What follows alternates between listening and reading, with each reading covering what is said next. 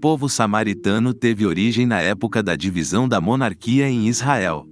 O início do período da monarquia em Israel se deu quando a maior parcela da população rejeitou o comportamento dos filhos de Samuel, que, ao contrário do seu pai, eram perversos e corruptos, pois aceitavam subornos e pervertiam o direito ao julgarem causas diante do povo.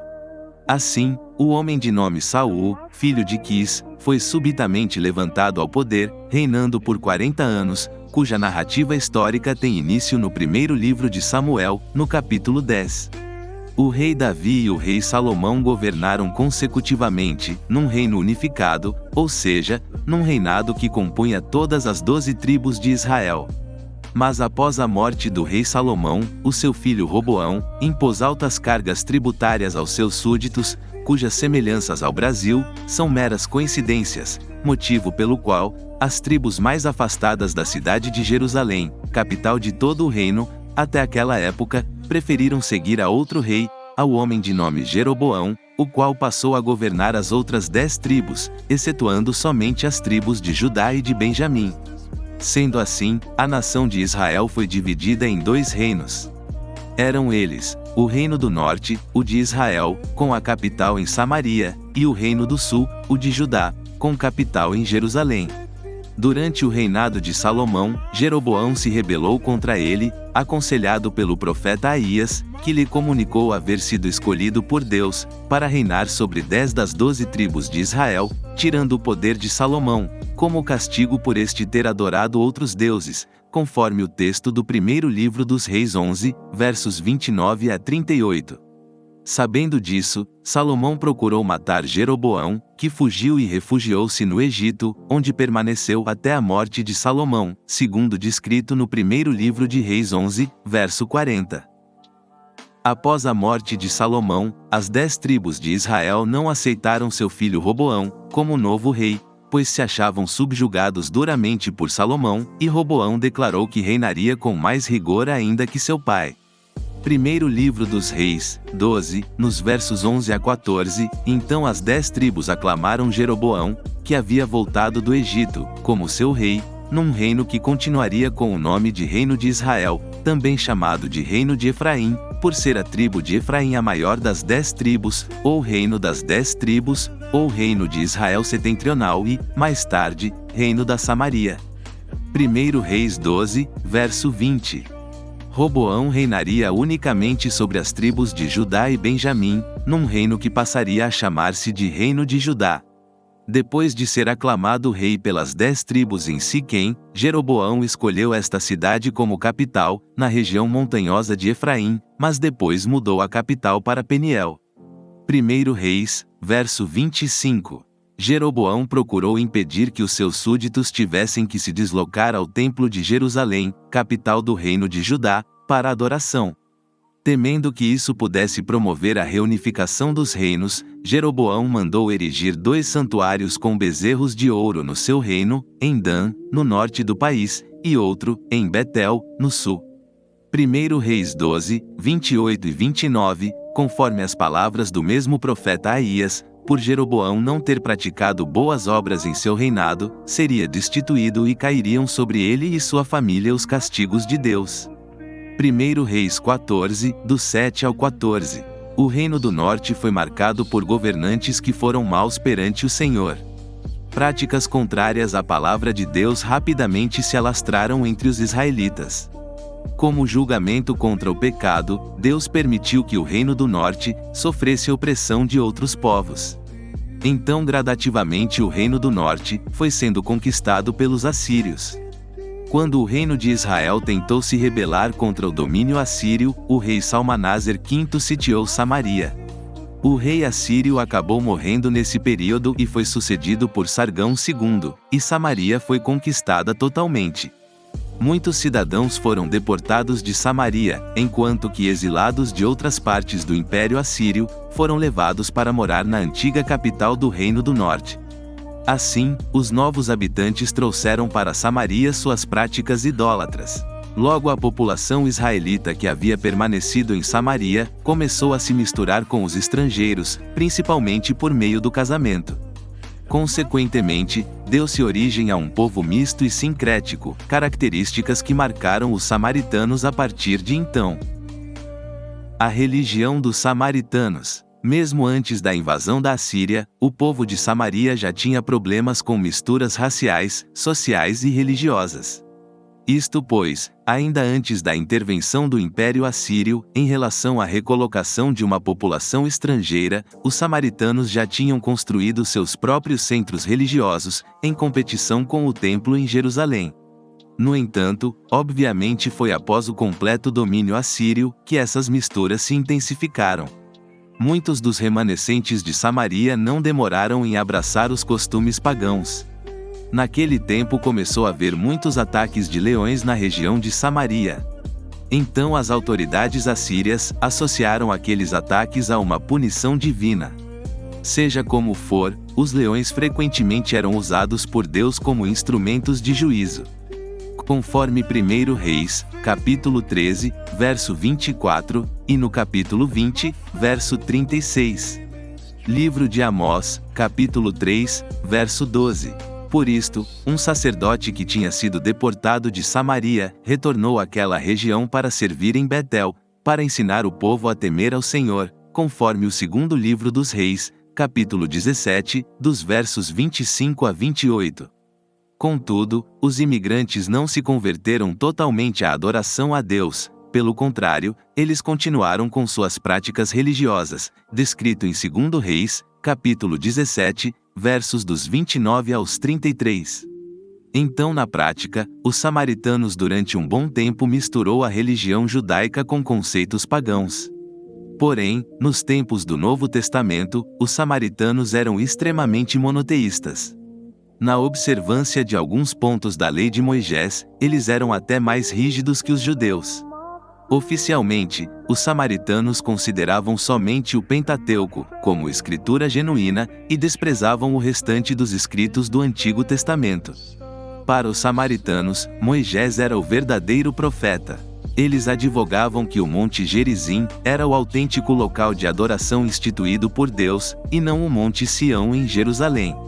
Inclusive, os samaritanos fizeram uma releitura de algumas passagens do Pentateuco sob esta perspectiva. Os samaritanos criam num único Deus, e também esperavam a vinda de um Messias. Eles chamavam o Messias de Taeb, que provavelmente significa restaurador. A escatologia dos samaritanos defendia um dia vindouro de julgamento e recompensa. Até onde se tem o conhecimento, entende-se que os samaritanos também criam na existência dos anjos e na imortalidade da alma, mas é difícil determinar se eles criam na ressurreição. Um dos fatores que nos faz entender que os judeus não se davam bem com os samaritanos eram as diferenças substanciais no aspecto religioso.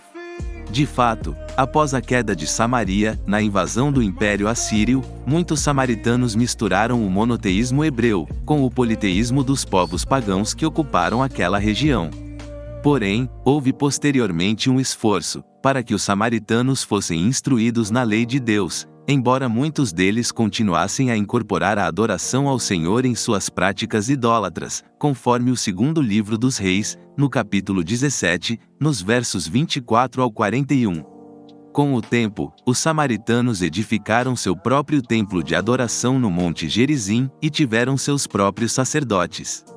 Eles também passaram a considerar a adoração no templo em Jerusalém inapropriada, alegando, inclusive, que o Monte Gerizim era o único local correto de adoração, designado por Deus a Moisés, ao invés do Monte Sião. Esses samaritanos monoteístas criam no único Deus, e consideravam apenas a Torá como escritura. Mas eles desprezavam os escritos proféticos e outras tradições judaicas. A divisão entre judeus e samaritanos por problemas históricos.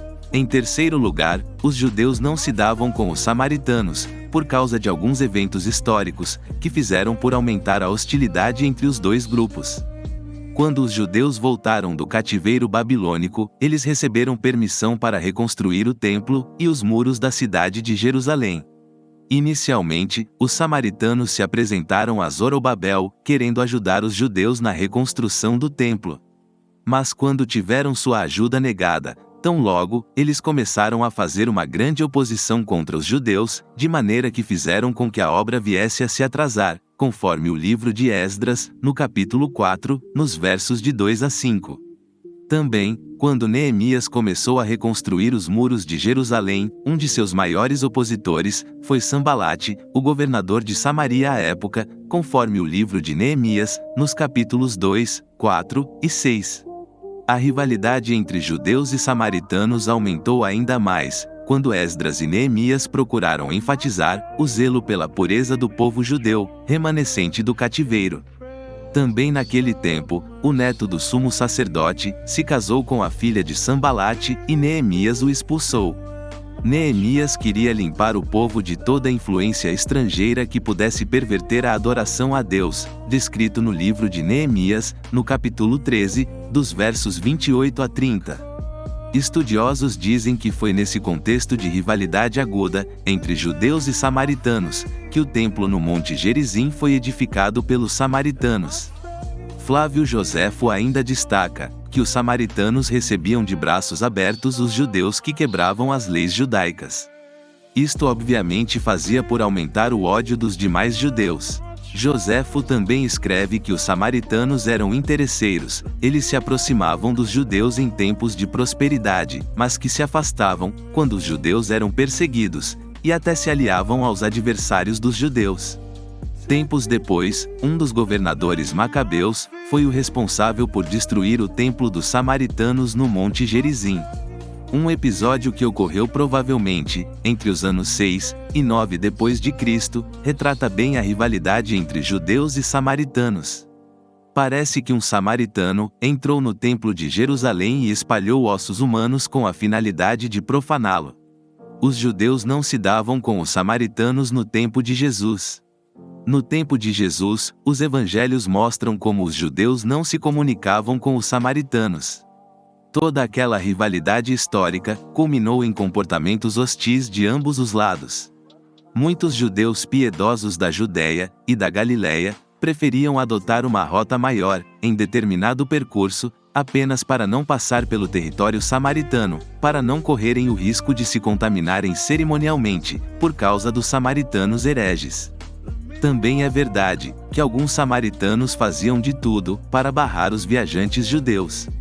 Alguns estudiosos dizem que o ódio por parte de certos samaritanos era tão grande que eles chegavam a assassinar alguns peregrinos judeus. Mas o Senhor Jesus, por outro lado, em nenhum momento aprovou ou fomentou esse ódio entre judeus e samaritanos.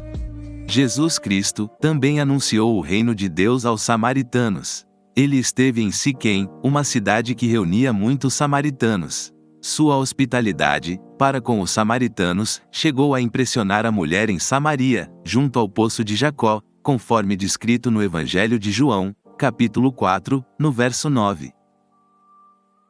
Na parábola do bom samaritano, Jesus também colocou um samaritano como exemplo para os judeus, conforme o Evangelho de Lucas, no capítulo 10, nos versos dos 30 ao 37. Quando Jesus curou 10 leprosos, o único que voltou para agradecer-lhe foi um samaritano. Mais tarde, Jesus também repreendeu o apóstolo Tiago e o apóstolo João, que queriam ver a destruição de um vilarejo samaritano, por não terem demonstrado hospitalidade. Lucas 9, versos 52 a 56. Por fim, após a ressurreição, o Senhor Jesus também indicou que, em sua igreja, não haveria espaço para o ódio entre judeus e samaritanos. Atos 1, verso 8. Sua obra expiatória reuniu judeus, samaritanos e gentios na constituição de seu povo santo. Por isto, apesar da rivalidade entre judeus e samaritanos, o evangelho foi anunciado na região de Samaria, e muitos samaritanos foram convertidos a Cristo. Atos capítulo 8. Gostou do vídeo? Deixe o seu like e compartilhe.